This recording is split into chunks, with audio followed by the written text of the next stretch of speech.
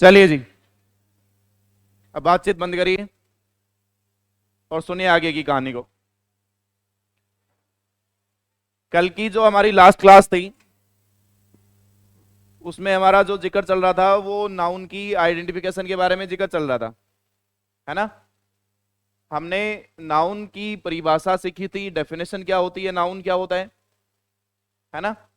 और उस डेफिनेशन के बाद में हमने ये सीखा था कि how to identify the noun in the sentence, कि हम किसी भी सेंटेंस में नाउन को आइडेंटिफाई कैसे करेंगे।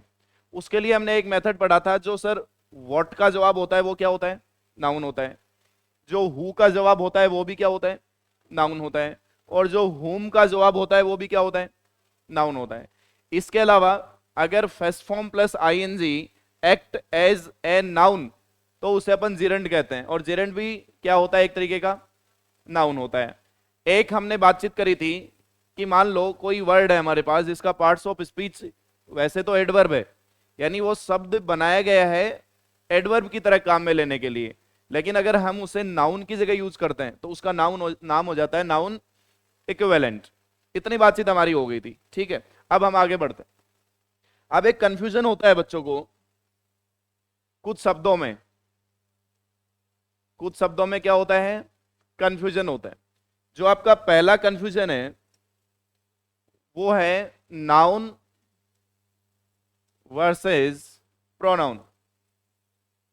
बोला सर मुद्दा ये है कि आपने हमें कहा कि सब्जेक्ट और ऑब्जेक्ट की जगह कौन आता है, नाउन आता है, लेकिन हमने तो कई जगह प्रोनाउन भी देखा है। क्यों देखा है उसका रीजन समझना। मैं एक सेंटेंस लिखता हूं, Ravi is an intelligent boy. Ravi is an intelligent boy. अगर मैं आपसे ये पूछूं बच्चों इसमें एडजेक्टिव कौन है, नाउन कौन है, तो पहले तो ये बताओ नाउन कौन है इसके अंदर। आप क्या कहोगे, सर ये नाउन है। और दूसरा कोई नाउन है क्या इसमें, तो आप कहोगे सर बॉय भी क्या है, नाउन है। इंटेलिजेंट का पार्ट्स ऑफ स्पीच क्या है, तो आप कहोगे सर ये इस नाउन के लिए यूज हुआ है, तो इसका मतलब ये क्या है, एडजेक्टिव। एन जो है वो डिटर्मिनर है जो आर्टिकल की फॉर्म में है। एज जो है वो वर्ब है। ऐसी बात हमारी हुई है, ठीक है। अब मैं इस सेंटेंस को जैसे ही आगे बढ़ाना चाहूंगा, मैंने ये लिख रखा है Ravi is an intelligent boy. अब मैं अगर इस सेंटेंस को आगे बढ़ाऊंगा तो मैं क्या दोबारा रवि यूज करूंगा क्या, नहीं। मैं रवि को रिप्लेस मुझे करना पड़ेगा। क्यों, क्योंकि भाषा के अंदर हम एक ही बात को, एक ही नाम को बार बार रिपीट नहीं कर सकते। क्यों, क्योंकि भाषा का मतलब होता है कॉन्वर्सेशन। कॉन्वर्सेशन का मतलब होता है स्पीकर और लिसनर के बीच की जो कहानी होती है वो भाषा होती है। तो भाषा वो अच्छी होती है जो सुनने वाले को क्या लगे, अच्छी लगे। और अगर अपन एक ही चीज को बार बार रिपीट करेंगे तो सुनने वाला बोरियत महसूस करेगा। इसलिए हम लैंग्वेज में किसी चीज को रिपीट नहीं करते हैं। इसलिए मुझे इसे रिप्लेस करना पड़ेगा, और अगर मैं इसे रिप्लेस करूंगा तो मैं इसकी जगह क्या लिखूंगा, ही लिखूंगा। अब ही क्यों लिखा वो नेक्स्ट टॉपिक प्रोनाउन में अपन जिक्र करेंगे कि मैंने यहां ही क्यों लिखा, मैंने यहां कुछ और क्यों नहीं लिखा, ठीक है ना। तो ही is A smart boy, he is A smart boy and he is A smart boy. अब मैंने ये लिख दिया, समझ रहे हो मेरी बात। अब आप कहोगे सर आपने बॉय को भी क्या किया है, रिपीट। मैंने बॉय को रिपीट इसलिए कर दिया क्योंकि मैंने इसे 1 नंबर दिया और इसे मैंने 2 नंबर दिया। अगर मैं इसको एक ही सेंटेंस में लिखता तो मैं ऐसे लिखता, Ravi is an intelligent and smart boy. मैं इसको ऐसे लिखता, समझ गए मेरी बात। लेकिन अभी हम किस में फर्क समझ रहे हैं, नाउन में और प्रोनाउन में। तो यहां पर ये किसको रिप्रेजेंट कर रहा है, मान लो रवि को ही, तो यहां पर ये क्या है बेटा, ये प्रोनाउन है, और ऊपर ये क्या है, नाउन है। तो जो काम नाउन करता है, अगर नाउन का रिप्लेसमेंट ही प्रोनाउन है तो सेम काम वही कौन करता होगा, प्रोनाउन भी करता होगा। समझ रहे हो मेरी बात। इसका मतलब जहां जहां नाउन आ सकता है वहां वहां कौन आ सकता है, प्रोनाउन भी आ सकता है। नाउन वो जो किसी ना किसी चीज का क्या होगा, नाम होगा। अगर नाम नहीं है तो फिर वो क्या है, प्रोनाउन है। तो ये हमारा पहला कंफ्यूजन है किसमें, नाउन और प्रोनाउन। लिख लीजिए ये फर्क होता है दोनों में। हो गया क्या, चलो अब आगे बढ़ते हैं, बढ़ जाएं। अब दूसरा जो कंफ्यूजन है बच्चों, वो कंफ्यूजन क्रिएट होता है नाउन और एडजेक्टिव में।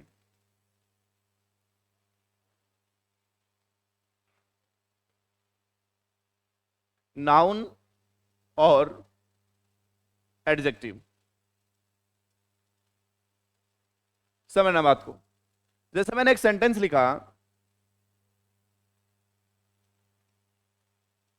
आई हैव सम गोल्ड, और एक मैंने लिख दिया I have bought some gold recently. ये सेंटेंस मैंने लिख दिया पहला। पहले में आप मुझे एक बात बताइए, इसमें प्रोनाउन कौन है? तो आप क्या कहोगे सर? ये प्रोनाउन है। हैव क्या है? वर्ब। गोल्ड क्या है यहां पर? यहां पर गोल्ड क्या है? नाउन है। बोला सर यहां पर गोल्ड क्या है? नाउन। और ये सम क्या है? उसका डिटर्मिनर है। समझिए। अब डिटर्मिनर क्या होता है वो अपन आगे डिटर्मिनर टॉपिक में समझेंगे, ठीक है ना। Determiner is not a part of speech, it's a part of adjective. लेकिन फिर भी दोनों में क्या होता है? फर्क होता है ना। अपन वहां देखेंगे इसको। I have bought some gold recently, हाल ही में मैंने कुछ क्या क्या खरीदा है? कुछ सोना खरीदा है। तो यहां पर आप देखोगे तो ये आई क्या है? प्रोनाउन। हैव क्या है? Helping verb. बॉट क्या है? Main verb. सम क्या है? डिटर्मिनर। ये किसका डिटर्मिनर है? किसका डिटर्मिनर है? तो यहां पर ये गोल्ड क्या है? क्या है? यहां पर भी ये नाउन है। रिसेंटली क्या है? एडवर्ब। अब मैं एक सवाल और लिख दूं, अब मुझे बताना। तीसरा मैंने लिखा आई have bot A gold ring. A gold ring. आप मुझे बताइए बच्चों, आई क्या है? आई क्या है? प्रोनाउन। हैव क्या है? Helping verb. बॉट क्या है? Main verb. ए क्या है? आर्टिकल, जो डिटरमिनर की फॉर्म है। ये आर्टिकल किसके लिए आया है? अबे नालायक को, रिंग के लिए। आर्टिकल या डिटरमिनर या एडजेक्टिव जब कभी भी आते हैं वो हमेशा नाउन के लिए आते हैं। बिना नाउन के इनका कोई अस्तित्व नहीं है। आर्टिकल जब कभी भी आएगा वो नाउन के लिए आएगा। इसमें नाउन कौन है? रिंग। तो ये ए जो है वो किसके लिए है? अब ये रिंग किसकी है? तो अब रिंग के बारे में एक्स्ट्रा इंफॉर्मेशन है कि it's a gold ring. Gold उसका अब क्या है? एडजेक्टिव है। तो यहां पर ये गोल्ड क्या बन गया? और ऊपर क्या बना हुआ था? नाउन बना हुआ था। यानी नाउन, आप एडजेक्टिव में फर्क करना आपको आना पड़ेगा, क्योंकि नाउन जो है वो कभी क्या बन सकता है? एडजेक्टिव भी बन सकता है। समझ लो। जैसे मैंने ये लिख दिया क्या, मैं बोल देता हूं, इसको समझ लेना। I know English. इसमें आई क्या है? प्रोनाउन। नो क्या है? इंग्लिश क्या है? इंग्लिश क्या है? नाउन है। अब मैं ये बोलूं आई नो इंग्लिश लैंग्वेज, आई क्या हो गया इसमें? प्रोनाउन। नो क्या हो गया? वर्ब। इंग्लिश क्या हो गया इसमें? नाउन। नाउन हो गया क्या? नहीं। लैंग्वेज इसमें नाउन है और इंग्लिश इसका क्या हो गया? एडजेक्टिव हो गया। समझ रहे हो मेरी बात? तो नाउन क्या बन सकता है? एडजेक्टिव भी बन सकता है। ये अपने को थोड़ा सा समझना पड़ेगा। लिख लीजिए।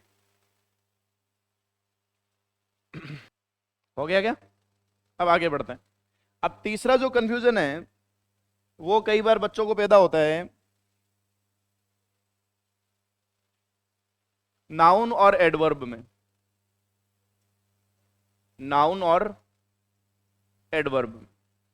क्योंकि इंग्लिश के अंदर है ना, आप एक चीज ध्यान में रखना कि हर चीज नाउन ही है।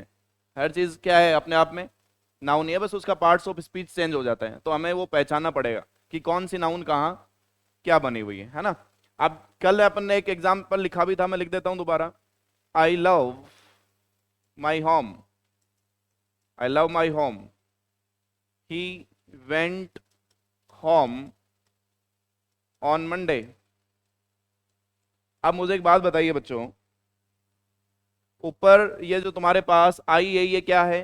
प्रोनाउन। लव क्या है यहाँ पर? वर्ब है। लव नाउन भी होता है, लव वर्ब भी होती है। यहाँ पर ये क्या है? वर्ब है। आप ये देखोगे होम क्या है यहाँ पर? नाउन। ये माई इसका पॉजेसिव डिटर्मिनर है। समझ गए मेरी बात को? दूसरे पे आओ। ही क्या है यहाँ पर? प्रोनाउन। वेंट क्या है?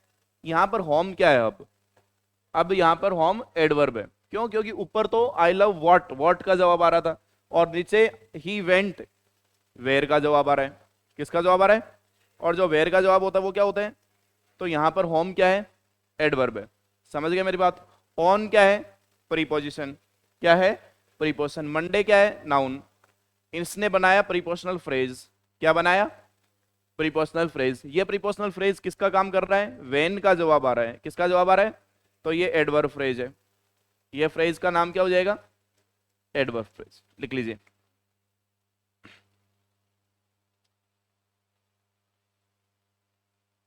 क्या हो गया?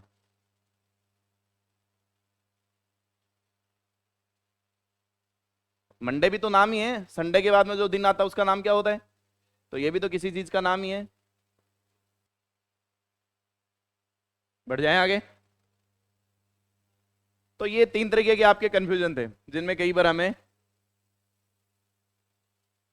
सवाल जो है वो कंफ्यूज कर देता है। चलो ये बताओ, कंफ्यूज होता है या कंफ्यूज किया जाता है?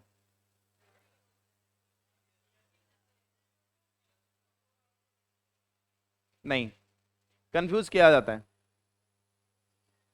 चलो मैं दो सवाल लिखता हूँ, बात आएगी ये तो फिर आगे बढ़ जाएंगे। इसका इस पॉइंट से, इस टॉपिक से कोई लेना देना नहीं है, लेकिन समझ लेना। तुम्हें पढ़ा तो दिया, ये नहीं पढ़ाया गया? वर्ब के अंदर पढ़ाया तो था, देखो। The teacher asked some confusing questions. समझ रहे हो मेरी बात? The teacher asked some confusing questions. दूसरा मैंने लिखा the man is confused where to go. अब मेरी बात को सुनना, या इसको थोड़ा सा वैसे लिख लेते हैं। The confused man, the confused man did not know where to go. अब इन दोनों सवालों को देखो। पहले में मुझे एक बात बताइए। The teacher asked some confusing questions. ऊपर आप ये कहोगे सर सम जो है वो डिटर्मिनर होता है, वो नाउन के साथ आता है। किसके साथ आता है? तो इसका नाउन तो क्वेश्चंस है, ये क्वेश्चंस के लिए आया है। ये सम किसके लिए आया है? क्वेश्चंस के लिए। ठीक है। और ये कंफ्यूजिंग जो है वो आईएनजी से बना हुआ एडजेक्टिव है, इसलिए इसका नाम प्रेजेंट पार्टिसिपल है। यहां पर ये क्या है? ये प्रेजेंट पार्टिसिपल है। अब प्रेजेंट पार्टिसिपल जो है वो नॉन फाइनाइट वर्ब होती है। क्या होती है? और नॉन फाइनाइट वर्ब अगर ये है तो वर्ब का कोई ना कोई सब्जेक्ट होता है। बिना सब्जेक्ट के तो वर्ब नहीं होगी ना, चाहे वो फाइनाइट हो या चाहे नॉन फाइनाइट हो। इसका सब्जेक्ट है। इसका सब्जेक्ट कौन है? मुझे ये बताइए आप। इस कंफ्यूजिंग का सब्जेक्ट कौन है? कौन है? क्वेश्चंस। इसका कर्ता धर्ता कौन है? ये किसके लिए यूज हुआ है? कंफ्यूजिंग वर्ड किसके लिए यूज हुआ है? टीचर के लिए यूज हुआ है या सवाल के लिए? सवाल के लिए यूज हुआ ना। अगर ये इसका यही क्या है? कर्ता धर्ता है। समझ रहे हो मेरी बात? अगर यही इसका कर्ता धर्ता है तब तो प्रेजेंट पार्टिसिपल यूज किया जाता है। जो इसके बाद में है, जो दिखा रखा है, यही नाउन ही इसका क्या है? सब्जेक्ट है, यानी कर्ता धर्ता है, तब तो ये क्या आएगा? Present participle. नीचे मुझे एक बात बताओ, द कंफ्यूज्ड मैन, ये आदमी ही कंफ्यूज है? ये इस आदमी को कंफ्यूज किया गया है तब कंफ्यूज है? आप कंफ्यूज कब होगे? आप खुद से कंफ्यूज होगे क्या? क्या कभी आप खुद कंफ्यूज होना पसंद करोगे? कभी भी नहीं होते हैं। इंसान कभी खुद नहीं होता, किसी की वजह से होता है। किसी की वजह से होता है। भाई मैं आपसे ये कहूं कि आप में से किसी को कंफ्यूज होना पसंद है, आपका जवाब होगा नो। इसका मतलब तुम खुद चाहते ही नहीं हो कंफ्यूज होना, लेकिन फिर भी हम क्या हो जाते हैं? क्यों? क्योंकि उसका कर्ता धर्ता कौन होता है? कोई और चीज होती है। और जिसका कर्ता धर्ता कोई और चीज होती है उसको अपन प्रेजेंट पार्टिसिपल में नहीं लिखते हैं, फिर उसको अपन किस में लिखते हैं? परफेक्ट पार्टिसिपल में। इसलिए मैंने इसको किस में लिखा है? परफेक्ट पार्टिसिपल में। क्यों? क्योंकि आदमी कंफ्यूज नहीं है, इसको किया है किसी दूसरे ने, तो ये पैसिव है। जहां पैसिव मीनिंग होता है वहां तो कौन आता है? Past participle. और जहां एक्टिव मीनिंग होता है वहां कौन होता है? Present participle. तो कंफ्यूज इंसान होता नहीं है, इंसान को किया जाता है। समझ गए मेरी बात को? तो खैर ये तो पॉइंट अलग था, अपन खो गए, फालतू में ज्ञान दे दिया मैंने तुम्हें। ये हो गया नाउन वर्सेज एडवर्ब। अब आओ आगे पॉइंट पे। नेक्स्ट नाउन में आगे आते हैं, छोड़ो इस बात को। अब हमने एक टर्म डिस्कस कर चुके हैं अपन ऑलरेडी, जिसका नाम क्या है? फ्रेज है। क्या नाम है? फ्रेज। तो अब हमारा टॉपिक चल रहा है नाउन, तो हम नाउन फ्रेज के बारे में जिक्र करेंगे। वैसे तो हम फ्रेज, नाउन फ्रेज सब जानते हैं, लेकिन अब टॉपिक पढ़ रहे हैं तो टॉपिक में हमें दोबारा ये चीज देखनी पड़ेगी। जैसे ही अपन एडजेक्टिव दोबारा पढ़ेंगे तो दोबारा किसका जिक्र होगा? Adjective phrase. जैसे ही अपन दोबारा एडवर्ब पढ़ेंगे तो किसका जिक्र होगा? Adverb phrase. जैसे ही अपन प्रीपोजिशन पढ़ेंगे तो किसका जिक्र होगा? Prepositional phrase. लेकिन वो टर्म्स हमने ऑलरेडी पहले ही क्या कर ली हैं? क्लियर कर ली हैं। वो इसी वजह से, क्योंकि ये बार बार यहाँ परेशान करती हैं। अगर बच्चों मैं आपसे ये पूछूं कि what is the definition of phrase, क्या होता क्या है फ्रेज, तो आपके मुझे क्या जवाब दोगे? क्या जवाब दोगे? बोला सर कलेक्शन ऑफ वर्ड्स होता है।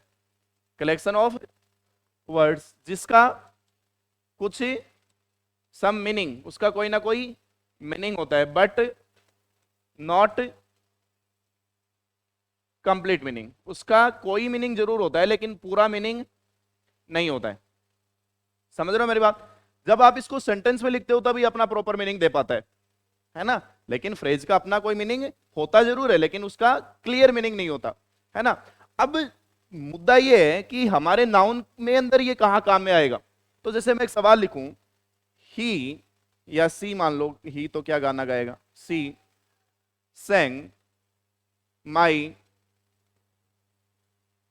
Favourite song. अब मैं आपसे ये पूछूं बेटा इसमें सब्जेक्ट कौन है, तो आप मुझे क्या जवाब दोगे? सब्जेक्ट कौन है?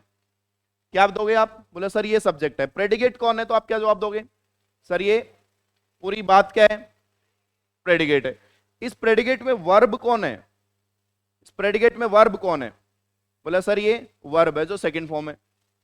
ये अगर वर्ब है तो इस वर्ब का ऑब्जेक्ट कौन है? इस वर्ब का ऑब्जेक्ट कौन है? सॉन्ग क्या अकेला ऑब्जेक्ट है? नहीं। आप कहोगे सर ये पूरी बात ऑब्जेक्ट है, जिसमें ये सॉन्ग क्या है?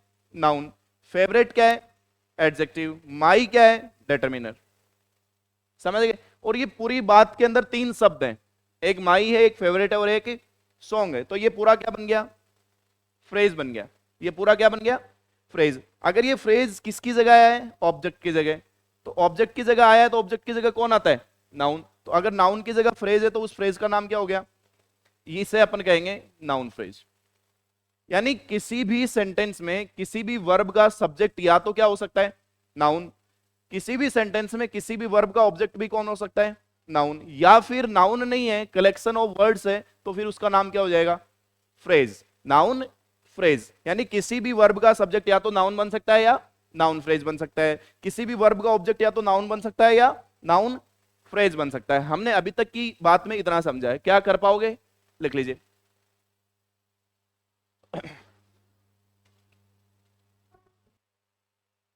हो गया क्या? बढ़ जाए आगे। चलिए अब तीसरे पॉइंट पे आते हैं। ये बात तुम जानते हो ऑलरेडी कि क्लॉज क्या होता है, ये जानते हो ये बात है ना? प्रोफेसर आप ही ने बताया था। It's a part of a sentence which has its own subject and predicate, उसे अपन क्लॉज कहते हैं। ठीक है, लेकिन हमारा विषय अब क्लॉज नहीं है, हमारा विषय है नाउन क्लॉज, क्योंकि हमारा टॉपिक क्या चल रहा है अभी? नाउन क्लॉज चल रहा है। तो अपन बाकी क्लॉज के बारे में जिक्र कर चुके हैं ऑलरेडी, क्या होता है, कितने टाइप का होता है। अभी अपन को सिर्फ किसके बारे में बात करनी है? नाउन क्लॉज के बारे में। नाउन क्लॉज एक ऐसा क्लॉज जो किसी भी वर्ब का क्या बना हुआ है? सब्जेक्ट बना हुआ है, या किसी भी वर्ब का क्या बना हुआ है? ऑब्जेक्ट। तो उस कहानी को अपन क्या कहेंगे? Noun clause. जैसे मैंने लिखा बच्चों, I know that he is a thief. मैं जानता हूं कि वो क्या है? एक चोर है। आप मुझे एक बात बताइए, सेंटेंस का सब्जेक्ट कौन है? इसका प्रेडिकेट कौन है? ये पूरी बात, ये इसका प्रेडिकेट है। समझ गया मेरी बात? अब अगर ये इसका प्रेडिकेट है तो इस प्रेडिकेट में वर्ब कौन है बच्चों? नो वर्ब है। अब इस नो वर्ब का ऑब्जेक्ट कौन है? क्या है? ऑब्जेक्ट है। आप कहोगे सर ये पूरी बात इस वर्ब का क्या बना हुआ है? ऑब्जेक्ट। क्या बना हुआ है? ऑब्जेक्ट। और ऑब्जेक्ट की जगह कौन आता है? नाउन। लेकिन नाउन की जगह बैठा हुआ कौन है? क्लॉज। तो क्लॉज है तो इस क्लॉज का नाम क्या हो जाएगा? Noun clause. तुम समझ गए मेरी बात? यानी सब्जेक्ट और ऑब्जेक्ट की जगह अगर सिंगल वर्ड है तो उसे अपन नाउन कहेंगे, सब्जेक्ट और ऑब्जेक्ट की जगह अगर कलेक्शन ऑफ वर्ड है तो उसे अपन नाउन फ्रेज कहेंगे। सब्जेक्ट और ऑब्जेक्ट की जगह अगर क्लोज बैठा हुआ है दोनों तरफ तो उसे क्या कहेंगे, नाउन क्लोज कहेंगे। समझ गए बात को? इनके अलावा सब्जेक्ट और ऑब्जेक्ट कुछ हो नहीं पाएगा, लिख लीजिए। हो गया क्या?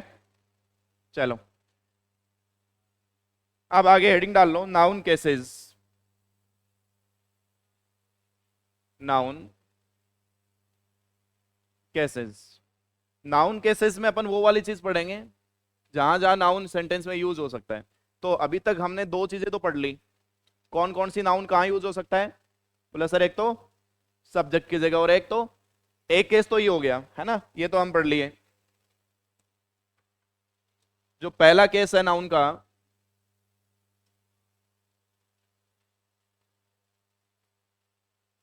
Noun used as a subject and an object of the verb. अरे ओए, ये मुंह ने देखो, noun used as a subject and an object of the verb. किसी भी वर्ब का सब्जेक्ट और ऑब्जेक्ट कौन बन सकता है? नाउन। जैसे कमल इज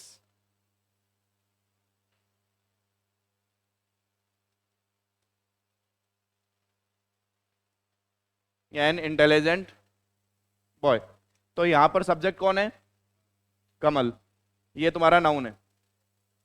इज कौन हो गई? वर्ब। इस वर्ब का ऑब्जेक्ट कौन है?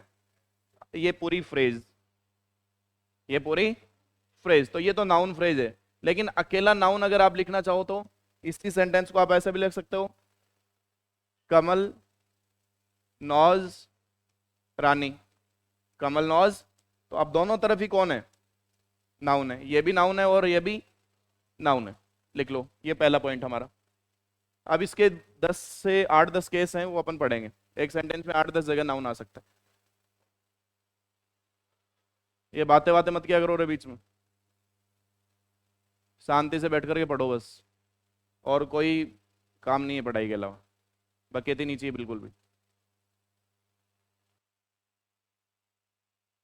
हो गया? चलिए, अब जो नाउन का सेकंड केस है देखिएगा। केस सेकंड, केस सेकंड में आपको ये देखना पड़ेगा, पहला point, noun used as a subject complement. Subject complement, ठीक है। और जो दूसरा पॉइंट है, noun used as an object complement. Object complement. अब ये सब्जेक्ट कॉम्प्लीमेंट और ऑब्जेक्ट कॉम्प्लीमेंट होते क्या हैं, ये अपने को समझना पड़ेगा। किसे अपन सब्जेक्ट कॉम्प्लीमेंट कहेंगे और किसे अपन ऑब्जेक्ट कॉम्प्लीमेंट कहेंगे। एक सवाल लिख रहा हूं बच्चों, एक बार ध्यान से देखना सामने। मैंने लिखा रवि इज ए डॉक्टर। एक सेंटेंस तो मैंने ही लिखा। एक मैंने लिखा आई कॉल माई डॉग टॉमी। अब इन दोनों सवालों में आपको एक चीज देखनी है। पहले तो सब्जेक्ट पहचानिए, आप क्या कहोगे सर? रवि, जो क्या है यहां पर? नाउन है। इज क्या है यहां पर? वर्ब है। ए क्या है? Article determiner. और डॉक्टर क्या है? नाउन है सर। नीचे वाले में सब्जेक्ट कौन है? आई, जो प्रोनाउन की फॉर्म में। कॉल क्या है? वर्ब। डॉग क्या है? नाउन। माई क्या है? पॉजेसिव डिटरमिनर है ना। और माई डॉग क्या है? इस वर्ब का ऑब्जेक्ट है। ऊपर वाले में इस वर्ब का ऑब्जेक्ट कौन है, आप बताइए मुझे। डॉक्टर कौन है? अब डॉक्टर कौन है? कौन है डॉक्टर? रवि। इसका मतलब आप कहीं ना कहीं ये बात नहीं बोलना चाह रहे कि रवि डॉक्टर है, इसका मतलब आप रवि के बारे में इंफॉर्मेशन नहीं दे रहे क्या? जैसे मैं अगर अपने बारे में इंट्रोडक्शन दूं तो मैं कहूंगा कि my name is Pankaj Dudi, ठीक है, and I am a teacher. तो टीचर कौन हुआ? टीचर कौन हुआ? जो जिसके बारे में आप बात कर रहे हो। इसका मतलब जिस नाउन के बारे में आपने जिक्र किया है, आप उसी नाउन के बारे में क्या कर रहे हो? आगे इंफॉर्मेशन ऐड कर रहे हो। तो वो जो इंफॉर्मेशन हुई है नाउन के बारे में, वो कहीं ना कहीं क्या हुई, एडजेक्टिव ही तो हुई, एडजेक्टिव ही तो हुई। और वो बात उसी सब्जेक्ट के बारे में, यानी वो सब्जेक्ट को क्या कर रही है, कॉम्प्लीमेंट कर रही है। वो सब्जेक्ट के बारे में बता रही है, मानी सब्जेक्ट को कॉम्प्लीमेंट कर रही है। तो यहां पर डॉक्टर वैसे तो क्या था, नाउन था, लेकिन नाउन को यहां किस तरीके से यूज किया गया है, एज ए सब्जेक्ट कॉम्प्लीमेंट। यहां पर ये नाउन क्या बन गया तुम्हारा, सब्जेक्ट कॉम्प्लीमेंट बन गया है। यही तो अपन पढ़ रहे हैं कि नाउन का यूज कैसे हो सकता है, कहां कहां किस केस में। तो है तो नाउन डॉक्टर, लेकिन यहां क्या बना हुआ है, सब्जेक्ट कॉम्प्लीमेंट। नीचे वाले में देखोगे, I call my dog Tommy, तो my dog is an object, ये ऑब्जेक्ट ही तो है इस वर्ब का। कॉल वर्ब का ऑब्जेक्ट कौन है, माई डॉग। और टॉमी किसका नाम है, इस कुत्ते का, और ये कुत्ता क्या है, ऑब्जेक्ट। ये क्या है, ऑब्जेक्ट। यानी ये जो टॉमी है ये किस में डिटेल ऐड कर रहा है, समझ रहे हो मेरी बात। तो अगर ये ऑब्जेक्ट में डिटेल ऐड कर रहा है तो ये फिर क्या हो जाएगा, ऑब्जेक्ट कॉम्प्लीमेंट। अगर किसी भी सेंटेंस में कोई नाउन किसी सब्जेक्ट के बारे में बता रहा होगा तो वो सब्जेक्ट कॉम्प्लीमेंट। लेकिन अगर किसी सेंटेंस में कोई नाउन ऑब्जेक्ट के बारे में बता रहा होगा तो फिर वो ऑब्जेक्ट कॉम्प्लीमेंट। कर पाओगे, लिख लीजिए।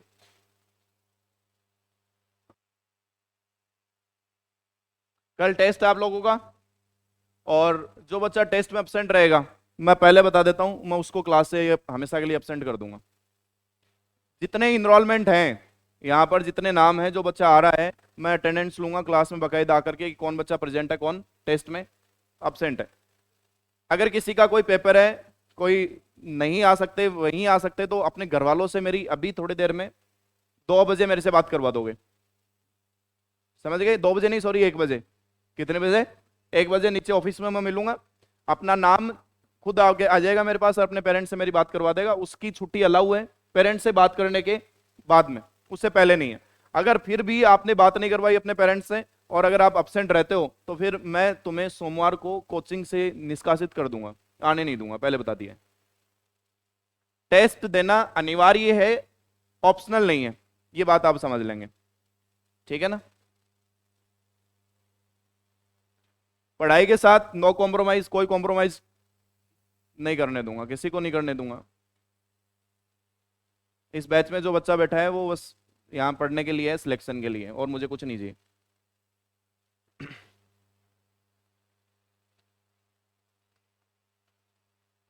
बढ़ जाए आगे, चलिए बच्चों। तीसरा जो केस है उस पे आते हैं अब। Case third. बच्चों एक बात समझ लेना, आपका जो ये प्रीपोजिशन होता है यही आपका तीसरा केस है। आपका जो क्या होता है, प्रीपोजिशन। आप अगर प्रीपोजिशन के बारे में बात करते हो तो प्रीपोजिशन कभी भी बिना ऑब्जेक्ट के यूज नहीं होता है, वो हमेशा ऑब्जेक्ट के साथ में यूज होता है, समझ रहे हो मेरी बात। अब मैं तुम्हें एक बात बताता हूं, preposition is a relating word, वो रिलेट करता है, वो दो नाउन को रिलेट कर सकता है, वो दो वर्ब को रिलेट कर सकता है। मतलब कहने का मतलब ये है, वो दो वर्ड्स को रिलेट करता है, वो वर्ड किसी भी तरीके के हो सकते हैं। उन दो वर्ड्स को रिलेट करने के लिए कौन आता है, आपका प्रीपोजिशन आता है। अब ये प्रीपोजिशन फ्रेज बनाता है उसके साथ मिलकर के, है ना। तो जो भी उसके आगे आएगा वो तो नाउन होगा, उस नाउन के साथ मिलकर के ये प्रीपोजिशनल फ्रेज बनाएगा। अब ये प्रीपोजिशनल फ्रेज दो तरीके से काम कर सकती है किसी सेंटेंस में, या तो वो एडजेक्टिव फ्रेज बन रही होती है या फिर वो एडवर्ब फ्रेज बन रही होती है। ये हमें पहचानना होता है कि कौन कब कहां क्या बन रहा होता है, समझ रहे हो मेरी बात। लेकिन ये श्योर है कि प्रीपोजिशन के बाद में क्या आएगा, हमेशा ऑब्जेक्ट आएगा। यानी एक नाउन का केस क्या हो गया, प्रीपोजिशन के बाद में तुम्हें कौन देखने को मिलता है, नाउन देखने को मिलता है।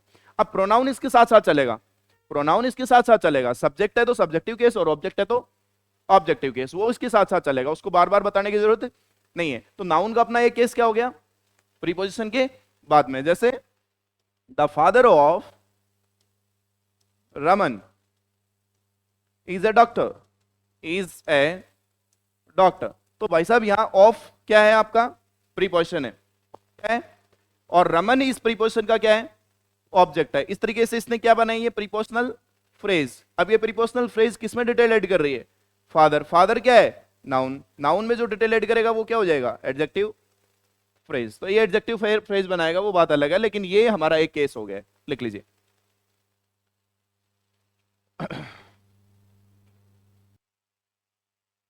देखो अभी डिफेंस मिनिस्ट्री में कुछ पोस्ट आने वाली हैं, सिलेबस उनका वही है जो आपके एसएससी का है, सेम सिलेबस वही रहेगा, और वो पोस्ट है 1 लाख से ज्यादा। अभी घोषणा नहीं है ये, लेकिन 1 लाख से ज्यादा ऐसा अनुमान है कि 1 लाख से ज्यादा वो पोस्ट आएंगी। और सारी की सारी ऑफिसर्स पोस्ट हैं, ऑफिसर्स इन द सेंस स्पाइकल, स्पाइकल समझते हो ना, जो जासूसी वाली जो पोस्ट होती हैं, है ना, जो आईबी करवाता है, इंटेलिजेंस ब्यूरो, वो वाली वो पोस्ट है सारी की सारी। वहां पे इंस्पेक्टर की पोस्ट पे रहोगे या आप सब इंस्पेक्टर की पोस्ट पे रहोगे, स्पाई है, ठीक है ना। जासूस, आप जासूस का मतलब लोग ये समझते हैं किसी दूसरे देश में मदारी बना के भेज दिया, ये नहीं होता है, और भी कई तरीके के जासूस होते हैं, समझ गए ना मेरी बात को। तो एक अच्छी अपॉर्चुनिटी है वो, बहुत शानदार, जो बच्चे एसएससी की प्रिपरेशन कर रहे हैं जिनकी ग्रेजुएशन कंप्लीट हो गई उनके लिए है वो, विदाउट ग्रेजुएशन नहीं भर पाए।